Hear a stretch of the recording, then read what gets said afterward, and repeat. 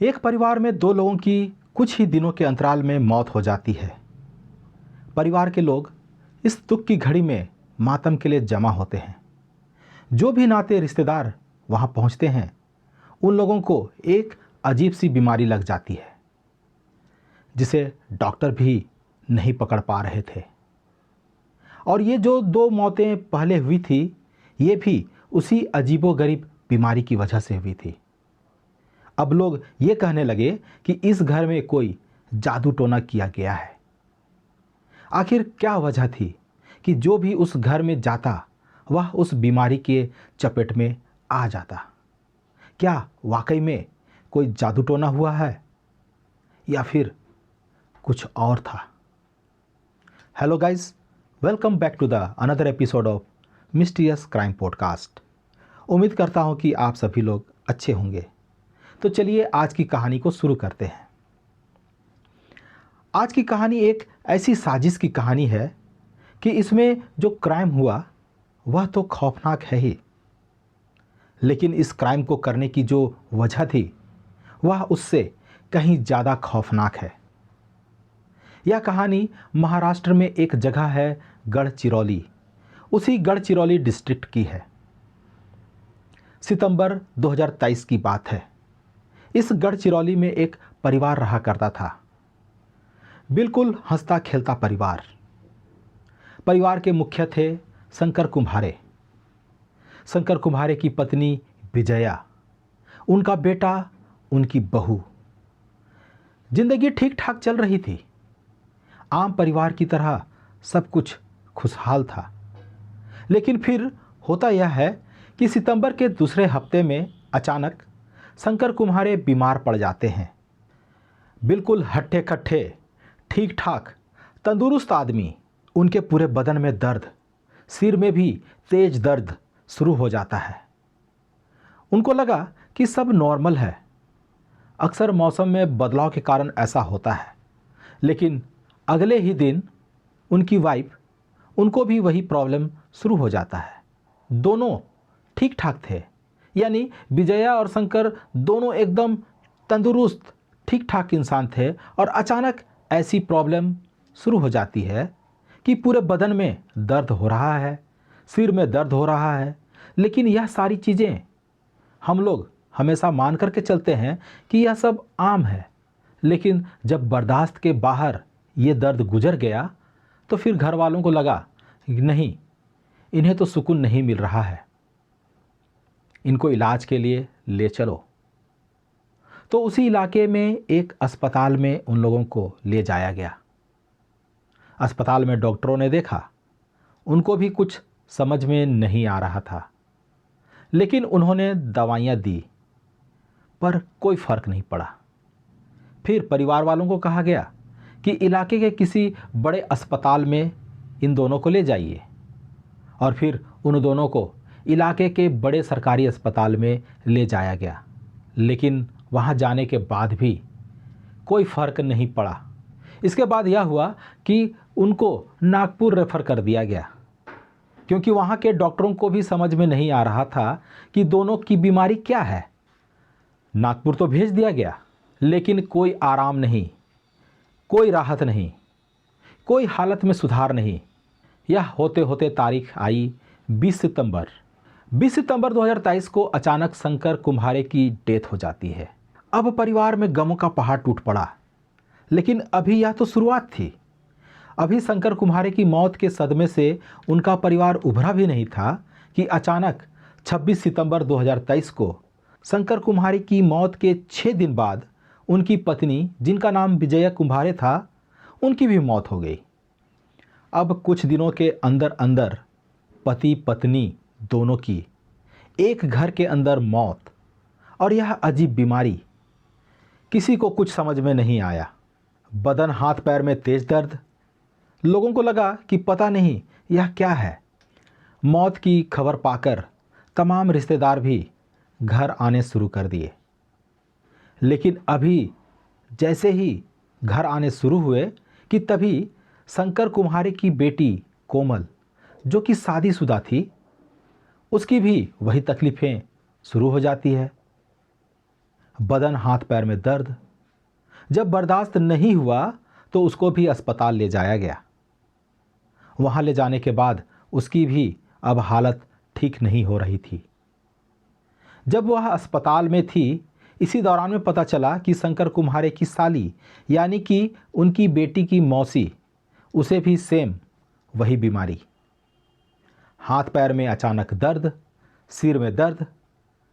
अब एक ही घर के अंदर चौथा पेशेंट, यानी चौथी मरीज, एक ही सिम्टम, एक ही तरह की बीमारी।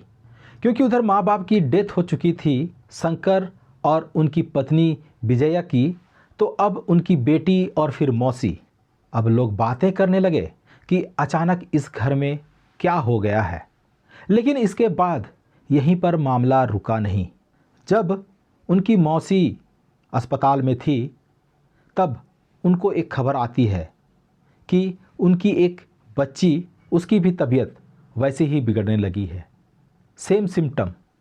अब 2 लोगों की मौत हो चुकी है एक ही तरह की बीमारी से, और 3 लोग अब उस बीमारी के चपेट में हैं और तीनों अस्पताल में। पिछला इतिहास यह बता रहा है कि जो भी अस्पताल में गया, 3 अस्पताल बदला गया, लेकिन कोई फर्क नहीं पड़ा, हालत में कोई सुधार नहीं आई।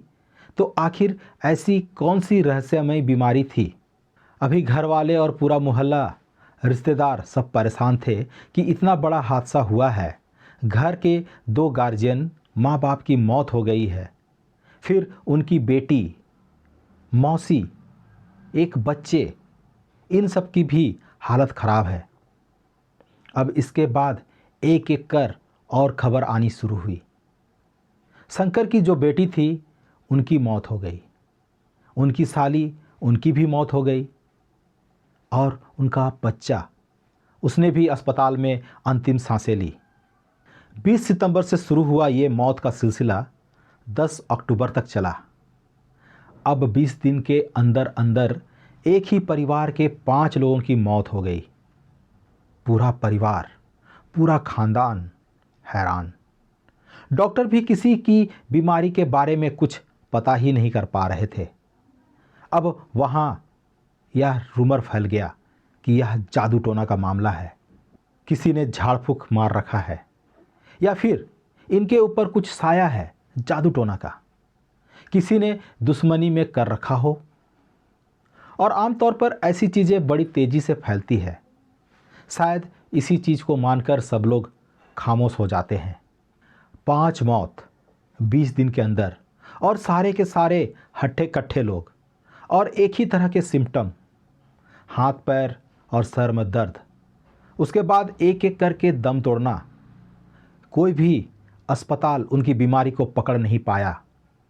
इधर पिता की मौत के बाद शंकर का एक बेटा जो दिल्ली में नौकरी करता है, जब उसने मौत की खबर सुनी तो 20 सितंबर को वो गढ़चिरौली पहुंच गया दिल्ली से। उसके बाद वहीं पर था। फिर माँ की मौत हो गई। तो माँ की मौत के बाद पिता और माँ के सारे अंतिम संस्कार और बाकी सारी रस्में पूरी करने के बाद वह दिल्ली लौट आया। लेकिन जब वो दिल्ली लौटा तो अचानक उसे भी सेम वही बीमारी शुरू हो गई। हाथ पैर में दर्द, सिर में दर्द, वो भी अचानक। अब उसे यह पता था कि उसके माँ बाप को क्या हुआ था। अब वो घबरा गया। फिर उसने अपने घर में यह सब कुछ बतलाया, अपने भाई को बताया। इसके बाद घबराहट में उसने दिल्ली के एक अस्पताल में जाकर खुद को एडमिट करा लिया। अब गांव तक यह खबर पहुंची तो हड़कंप मच गया कि अब तक जो जो लोग इस बीमारी के चपेट में आए, सारे के सारे मारे गए। अब यह बेटा है घर का, लगता है अब इसकी बारी है। इसी दौरान में एक इनके दूर के रिश्तेदार थे, वो भी गांव आए हुए थे इसी मातम पुरसी के लिए। मातम पुरसी के बाद वह भी चले गए। जाने के बाद अचानक उनकी भी वही हालत, सारे हाथ पैर में दर्द, सिर में दर्द। अब चूंकि सच्चाई पूरे घर वालों और आसपास तक में फैल चुकी थी, तो वह भी अस्पताल में दाखिल हो गए। उनके एक रिश्तेदार का ड्राइवर था जो मातम पुरसी के लिए आए हुए थे एक रिश्तेदार के साथ में। तो 2-3 दिन घर पर रहा था। वह ड्राइवर जब वापस लौटा अपने इलाके में, सेम सिम्टम उसको भी शुरू हो गया। 5 मौत पहले हो चुकी है। 3 लोग जो उस घर में रहे, अब उन तीनों को भी यही सिम्टम। अब समझ में नहीं आ रहा था कि हुआ क्या है। अब सबकी नज़र यह है कि जो बाकी 3 हैं, इनका क्या होगा। 5 मौत हो चुकी, अब 8 लोग इस अज्ञात बीमारी के चपेट में आ गए। इसी दौरान में इसी घर में जो घर की बहू थी, उनकी एक मामी, उनकी मामी का हस्बैंड, वो भी आया हुआ था मातम पुरसी के लिए। उसे भी सेम सिम्टम, वो भी जाकर अस्पताल में भर्ती हो गया। अब 9 लोग हो गए। इस केस में 5 की मौत हो चुकी है, 4 मरीज अस्पताल में भर्ती हैं। कुछ समझ में नहीं आ रहा। इधर जब झाड़ फूंक की बात लोकल थाने तक पहुंची, तो पुलिस वालों ने कहा कि इस इलाके में ऐसा होता है, लेकिन हो सकता है कोई रहस्यमय बीमारी हो। फिर भी पुलिस ने कहा कि चलो जहाँ जहाँ पोस्टमार्टम हुआ उसकी रिपोर्ट देखते हैं। अब जो पोस्टमार्टम की रिपोर्ट मंगाई पुलिस ने, क्योंकि 5 मौत रहस्यमय तरीके से हुई थी और लोगों की कानाफूसी, लोगों की बातें पुलिस तक पहुंची, तो पुलिस ने खुद ही इन्वेस्टिगेट करना शुरू कर दिया। क्योंकि अभी तक कोई मानकर नहीं चल रहा था कि इसके पीछे कोई साजिश हो सकती है। तो 5 जो मौतें हुई थी उसकी पोस्टमार्टम रिपोर्ट आई। पुलिस रिपोर्ट देखकर चकरा गई। पोस्टमार्टम रिपोर्ट में यह लिखा था कि इन 5 की मौत दिल का दौरा पड़ने और ऑर्गन फेलियर से हुई है। अब सवाल यह था कि 5 की उम्र अलग अलग, 5 किसी बीमारी से ग्रसित नहीं है। अलग अलग वक्त में एक ही परिवार के 5 लोग जो एक ही घर में हैं, एक ही तरीके से मौत कैसे हो सकती है। हार्ट फेलियर और मल्टीपल ऑर्गन फेलियर, यानी कि मानव अंगों ने काम करना बंद कर दिया। अब इस रिपोर्ट को देख के पुलिस और उलझ गई। पुलिस ने डॉक्टरों को कांटेक्ट किया और बोला कि ये क्या है। डॉक्टर भी मौत की और कोई वजह बता नहीं रही थी। अब यह ऐसी वजह थी जिस वजह पर कोई शक भी नहीं किया जा सकता। दिल का दौरा पड़ने से किसी की मौत हो जाए, रिपोर्ट में आई हो, तो आप क्या शक करेंगे। किसी अंग ने काम करना बंद कर दिया तो आप क्या शक करेंगे। तो पुलिस को लगा कि सही मायने में यह हुआ है। 5 लोगों की एक ही तरीके से मौत, सारे एकदम तंदुरुस्त, ठीक ठाक, कुछ गड़बड़ नहीं। अब इधर ये है कि जो बाकी 4 लोग बीमार हैं, उनके लिए सारी दुआएं मांगी जा रही है कि वो ठीक ठाक हो जाएं। उनका इलाज चल रहा है। इसी दौरान में पुलिस ने जब यह सारी चीज़ें देखी, डॉक्टर से पूछा, तो एक डॉक्टर ने कहा कि इन सभी के लिप्स थोड़े थोड़े से काले थे और बाकी कोई ऐसी चीज़ें हमें नज़र नहीं आ रही है कि जिससे हम डाउट करें। वहीं पुलिस को लगा कि नहीं, कुछ तो गड़बड़ है, क्योंकि इस रिपोर्ट में मौत की वजह क्लियर नहीं थी, लेकिन एक तरह से मौत सभी की हुई है, अलग अलग उम्र के लोगों की। यहाँ एक डाउट क्रिएट हो गया पुलिस को, और यहीं पर गढ़चिरौली पुलिस ने इस पर खुद से इन्वेस्टिगेशन करना शुरू कर दिया। आमतौर पर ऐसे केस को पुलिस भी कहती है कि चलो छोड़ो, पर पुलिस ने कहा कुछ तो गड़बड़ है। अब पुलिस ने पूरे परिवार की कुंडली खंगालनी शुरू की। अब उस घर में जाकर पूछताछ करने का फैसला किया। अब उस परिवार में बचा ही कौन था। एक बेटा था, वहाँ एडमिट है। घर में एक बहू थी, बस। जब पुलिस वहाँ पहुँची तो अचानक उस घर में, जहाँ पर एक ही परिवार के 5 लोगों की मौत हो गई है, 3-4 लोग एडमिट हैं, तो आप समझ सकते हैं कि वहाँ की हालत क्या होगी। पुलिस भी कैसे पूछताछ करेगी, लेकिन फिर भी पुलिस को अपनी ड्यूटी निभानी थी। पुलिस वालों ने पूछताछ शुरू किया। पुलिस ने देखा कि यार ये जो घर की बहू है, इसका रवैया बड़ा अजीब लग रहा है। मतलब सास ससुर कई लोगों की मौत हो गई है और वो बहुत नॉर्मल बात कर रही है।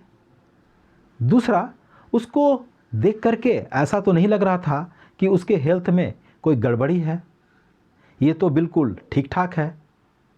अब यहाँ पर यह था कि अगर इस घर में जादू टोना टोटका भूत प्रेत जो भी है या कोई और चीज़ है, एक एक करके लोग बीमार पड़ रहे हैं, तो दूर से मातम पुरसी के लिए आए वह भी लौटकर बीमार पड़ जा रहे हैं, लेकिन उसी घर में उसी छत के नीचे रहने वाली यह एक लौती ऐसी इंसान है, एक लौती ऐसी व्यक्ति है जो बिल्कुल फिट है। तो ऐसा कैसे हो सकता है? अगर किसी एक घर में कुछ किया गया हो तो सभी शिकार बनेंगे, लेकिन यह बहू कैसे बच गई? अब यहाँ पर पुलिस को पहली बार डाउट हुआ, लेकिन हालात ऐसे थे कि उससे सख्ती से कुछ पूछताछ नहीं कर सकते थे।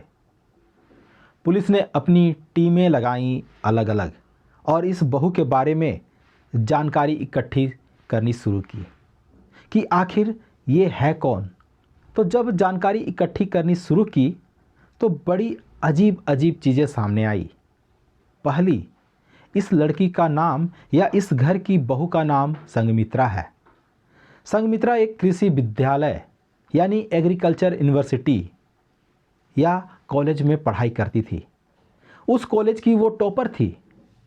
एग्रीकल्चर यूनिवर्सिटी या कृषि विश्वविद्यालय में तमाम चीज़ें पढ़ाई जाती है। खेती बाड़ी कैसे करें, पेड़ पौधों को सुरक्षित रखने के लिए तमाम कीटनाशक दवाएं, तमाम जहर। तो जब पुलिस के पास यह जानकारी आई कि यह जो बहू है यह एग्रीकल्चर यूनिवर्सिटी से पास आउट है और टॉपर है, तो पहली चीज़ जो दिमाग में आई कि फिर इसे तमाम पॉइजन के बारे में जानकारी होगी।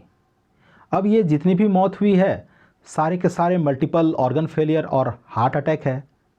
और ऐसे भी दुनिया में ऐसे बहुत तरह के जहर हैं जिनको पकड़ पाना बड़ा मुश्किल काम होता है। तो इसलिए किसी पोस्टमार्टम रिपोर्ट में पॉइजन नाम की कोई चीज़ नहीं आई। अब जाकर कड़ी कहीं जुड़ गई, अचानक क्लिक कर गई। फिर पता किया कि ये संगमित्रा यहाँ कैसे आई, इस घर की बहू कैसे बनी। तो पता चला कि कॉलेज टॉप करने के बाद एक लड़के से उसको प्यार हो गया और वो लड़का इसी शंकर का बेटा था, लेकिन दोनों के कास्ट अलग थे और भी अलग अलग चीज़ें थी। शंकर के घर वालों को तो आपत्ति नहीं थी, लेकिन जो लड़की है यानी कि संगमित्रा, इसके घर वालों को इस रिश्ते से ऑब्जेक्शन था, आपत्ति थी। संगमित्रा ने घर वालों की मर्जी के खिलाफ जाकर शंकर के बेटे से शादी कर ली। ससुराल आ गई। माँ बाप को यह शादी इतनी बुरी लगी कि संगमित्रा के माँ बाप ने नाराज़गी में कि उनकी बेटी ने ऐसा कदम उठाया, उनके गांव में उनका सिर झुक गया शर्म के मारे। उनके हिसाब से कि उनकी बेटी ने उनका कहना नहीं माना और अपनी मर्जी से शादी कर ली। तब संगमित्रा के माँ बाप दोनों ने सुसाइड कर लिया, दोनों ने अपनी जान दे दी। जब जान दे दी तब संगमित्रा को पहली बार थोड़ा सा एहसास हुआ कि उसने शायद गलत कदम उठाया था। उसे माँ बाप की मर्जी के खिलाफ शादी नहीं करनी चाहिए थी, लेकिन अब यह तो हो चुका था। अब वह ससुराल आ गई। अब ससुराल में रहने लगी। एक लड़की जो ससुराल आती है बहुत सारे रंग ढंग में आपको रहना, रहन सहन, कस्टम, बहुत सारी चीज़ों को एक साथ एडजस्ट करना होता है। आपकी एक आज़ाद ज़िंदगी अलग होती है, लेकिन जब आप ससुराल में होते हैं तो आपके रिश्ते नाते, सास ससुर, ये सारी चीज़ों को निभाना होता है। तो जो संगमित्रा थी वो इसमें एडजस्ट नहीं कर पाई। जब एडजस्ट नहीं कर पाई तो थोड़ा सा मनमुटाव शुरू हो गया। अब मनमुटाव शुरू हुआ तो फिर उसे एहसास होने लगा कि क्या उसने गलत कदम उठाया था। उधर उसकी शादी की वजह से उसके माँ बाप ने खुदकुशी कर ली। यह बात हमेशा उसके दिमाग में रहती थी। तो इन सारी चीज़ों ने मिलकर धीरे धीरे उसे एक अजीब इंसान बना दिया। उसे लगने लगा कि जिस वजह से मेरे माँ बाप ने अपनी जान दे दी और मैंने अपनी खुशी के लिए जिस जगह पर आकर के अपना घर बसाया वहाँ पर भी वो खुशी नहीं मिल रही थी। इन सभी चीज़ों से वो परेशान थी। उसके बाद उसने खौफनाक फैसला लिया। उसने कहा कि अब मेरे माँ बाप की आत्मा को शांति तभी मिलेगी जब तक मैं इन लोगों को एक एक कर मार ना दूं। अब आप इसको क्या कहेंगे? एक बेवकूफ़ी वाली बात ही कहेंगे। लेकिन वो कहते हैं कि जब कोई क्राइम करता है तो आदमी का दिमाग अंधा हो जाता है। इस बीच उसकी एक मामी है, वो भी उसको मिलती है। और मामी का इशू यह था कि जिस जगह पर संघमित्रा ने शादी की थी वहाँ पर कुछ ज़मीन का झगड़ा चल रहा था संघमित्रा के ससुराल वालों से। मामी चूँकि करीब थी संघमित्रा की, और मामी ही अब उसकी खानदान में इकलौती थी। माँ बाप की खुदकुशी के बाद सभी ने संघमित्रा से अपने रिश्ते तोड़ लिए थे, तो मामी उसके करीब आ गई। उसने उसकी इसी इमोशन का, उसकी हमदर्दी का फ़ायदा उठाया। और फिर ज़मीन का मसला तो था ही। इधर जब संघमित्रा ने उसको अपनी सारी चीज़ें बताई तो उसने कहा कि जिससे मैंने शादी की और मेरे माँ बाप ने खुदकुशी कर ली, यहाँ मुझे वो चीज़ें नहीं मिली। शादी के बाद ज़िंदगी बर्बाद हो गई है इन सब से। आज़ाद होना चाहती हूँ, और यह आज़ादी तभी मिलेगी जब मैं सबको मार डालूँ। मामी का भी इसमें भला हो रहा था कि सब मर जाएंगे तो ज़मीन का झगड़ा वह सब खत्म, ज़मीन हमारे पास आ जाएगा। मामी ने कहा ठीक है, मैं तुम्हारे साथ हूँ। अब चूंकि संघमित्रा एग्रीकल्चर यूनिवर्सिटी से पढ़ी थी, सारे भोजन के बारे में जानकारी थी, तो उसने एक भोजन को चुना। वह ऐसा भोजन था जो गंधहीन था, जिससे कोई स्मेल नहीं आती थी, जो रंगहीन था, जिसको किसी भी चीज़ में मिला दो उसका रंग दिखाई नहीं देगा, पानी में मिला दो तो पानी लगेगा। भोजन को चुनने के बाद अब उसका काम यह हो गया कि वह हर दिन थोड़ी थोड़ी मात्रा में पानी में, खाने में, चाय में, हर चीज़ में मिलाकर घर के जितने मेंबर थे सबको देती थी। इत्तेफाक से शंकर की जो साली थी वो भी आई हुई थी सितंबर में, वहीं पर रह रही थी। उसने उनको भी देना शुरू कर दिया। उनका जो बच्चा था उसको भी देना शुरू कर दिया। माँ बाप को भी दिया। पति घर में था नहीं, बाहर रहता था। भाई जो दिल्ली में रहता था वह भी जब वहाँ पर आया तो उसे भी देना शुरू कर दिया। धीरे धीरे उस जहर का असर शुरू हुआ। उसके सिम्टम वही थे जो शुरू में आपको बताए।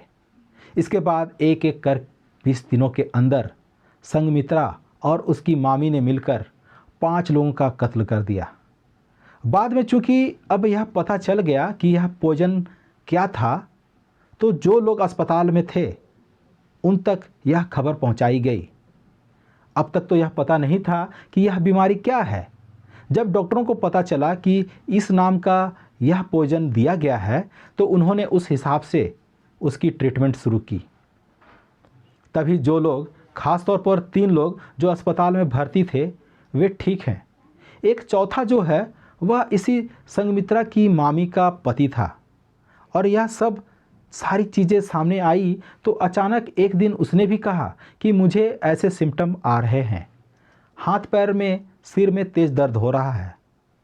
सब लोग घबरा गए। अब उसको ले जाकर अस्पताल में एडमिट करा दिया गया। अब पुलिस जो तफ्तीश कर रही है, तो जब डॉक्टर से पूछताछ की तो पता चला कि ये तो नॉर्मल है, कहीं यह ड्रामा करने के लिए अस्पताल में एडमिट तो नहीं हो गया कि मैं भी इसका शिकार हूँ। पुलिस फिलहाल इस पर जांच कर रही है कि क्या संघमित्रा और उसकी मामी के अलावा उसका जो मामा है वह भी इस साजिश का हिस्सा है। क्या इसे पूरी जानकारी थी, या पहले थी, या बाद में हुई, तो उसी के बाद फिर उसकी गिरफ्तारी की जाएगी। फिलहाल संघमित्रा और उसकी मामी दोनों को पुलिस कस्टडी में ले लिया गया। यह सारी चीज़ें 20 सितंबर से शुरू हुई और 10 अक्टूबर तक मौत का यह सिलसिला चलता रहा। अब देखिए, टोपर बहू एक घर की, जिसने पहले अपने माँ बाप को नाराज़ किया, नाराज़ करके शादी की, फिर जिस माँ बाप की मौत के बाद ससुराल में रहने लगी, उस शख्स और ससुराल से भी उसका मन भर गया। चाहती तो ससुराल वालों को छोड़कर आराम से तलाक लेकर कहीं जा सकती थी, एक नई जिंदगी बसा सकती थी, आज़ाद रहना चाहती थी, आज़ाद रहती। लेकिन जब दिमाग जुर्म के रास्ते पर चलता है तो फिर सिर्फ बुरा ही सोचा जाता है। तो एक शादी के फैसले ने एक पूरे परिवार को उजाड़ दिया। यह थी आज की कहानी। आपको यह कहानी कैसी लगी कमेंट्स करके ज़रूर बतलाएं। और यदि आप पहली बार हमारे चैनल में आए हैं तो लाइक, शेयर और सब्सक्राइब करके बेल आइकन को ज़रूर से दबाएं। तो चलिए मिलते हैं एक और नई कहानी के साथ। तब तक के लिए बाय बाय।